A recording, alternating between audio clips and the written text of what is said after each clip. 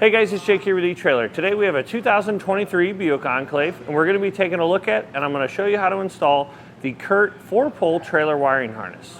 Adding a 4-pole trailer wiring harness to your Enclave is going to give you your 4-pole functions, which is going to be your left turn, your right turn. It will combine those signals to make your stop signal, and then you're going to have your running light signal. You have to get your signals from your taillights on your vehicle to your taillights on your trailer so that others know when they're driving behind you or next to you on the highway, they know what your intentions are when you're driving down the road. There really is not a whole lot to this wiring harness. It is simply just a jumper wire that goes from the factory plug, which is about right here behind our rear fascia. So to get it installed, it is simply taking a dust cap off of the factory plug and plugging this harness in, and then you're ready to rock and roll. I would say there's really no reason to not install this if you're going to be removing the rear fascia to put your hitch on, which a lot of the hitches that fit this Enclave do have to go behind the rear fascia. So whether it's you doing it or you're having a shop do it, I would definitely go with the wiring to go with it because it is much easier to do with the fascia off than it is with it on. You can do it with it on, you just have to reach up behind the fascia to try to get the plug, the dust cap off. That's going to be the hardest part, is finding it, clicking the safety tab, and then taking that plug off and then connecting this harness in. But if you're doing it without the rear fascia on, you're going to see here in a second how easy it is to get this wiring installed. To begin our installation, we're going to be in the rear hatch of our vehicle. We're going to have a T15 screw down here we'll have to remove, and then we're going to have to pop these two plastic covers off to reveal a couple of 7mm head bolts. So we'll pop that out, change our bit out here. And you want to take a trim panel tool, or if you have a screwdriver, just use like a little rag on the tip of it so you don't scratch your vehicle. Pop those off, and you can see those two screws that we have to take out. And we'll do this on both sides of the vehicle. Actually, everything we do from here on out, we're going to do on one side, and we're going to do the same on the other side. Take that same T15 Torx bit. We're going to have several screws on the inside of our wheel well here that we'll have to remove.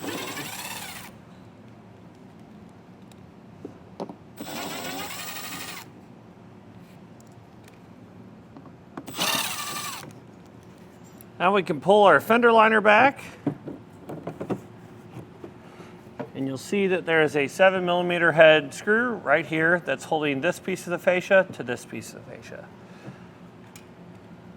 We'll take our 7mm, and if you don't have a fancy angle tool like this, actually this job, it makes it a lot easier if you do have one. So if you want to pick one up from your local hardware store, they come in handy. If not, just use your standard ratchet.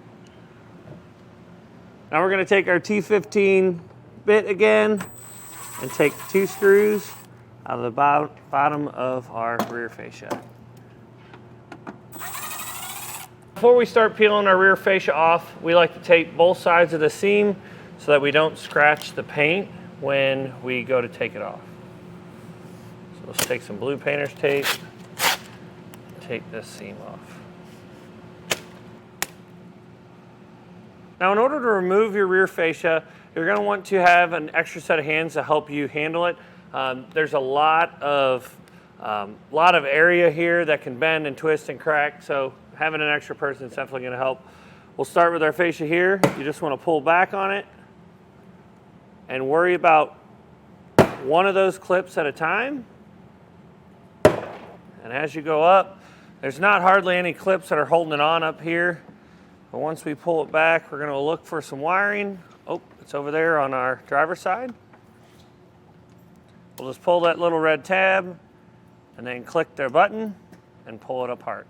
Now we can take our fascia and set it off in a safe place. We're going to look for our wiring plug, and it's going to be right up here above the hanger. It's much easier to do while you're installing the hitch, if you have to install one anyway, because this plug can kind of be a bear to unplug while you are working under the car. But with ours off, it is super easy. Let's get this reconnected. Wait for that click. And I'm just going to run this wire across the top of our hitch tube, zip tie it a couple times, and then we'll be ready to throw our fascia back on.